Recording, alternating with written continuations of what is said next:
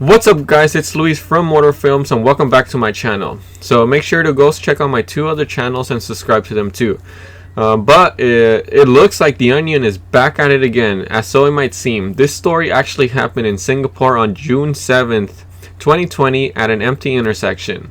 So guys, it is rare to see a Lambo even in rich areas, and it is much less likely to see two almost exactly the same Lambos crash. And what are the odds that these two were Aventador S's, possibly the last Lambo with a combustible engine, makes this story even more interesting.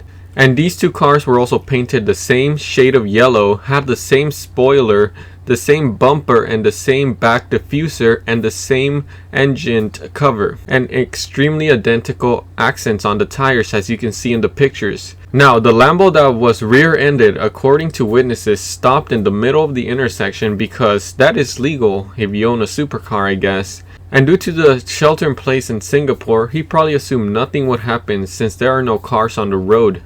But to his surprise, somehow a virtually identical Lambo rams into him. Where the story gets interesting, and you can say that justice was served just a tad bit, is the fact that the Lambo that stopped in the middle of the intersection like if he owned the roads was captured on video driving like a madman just a couple of weeks back. Here, take a look. As you can see, it's the one with the carbon fiber hood. It looks like karma got to him.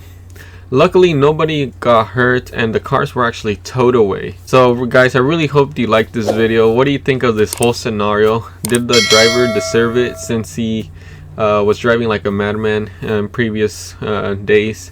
Let me know what you think, and peace out guys. Have a good one.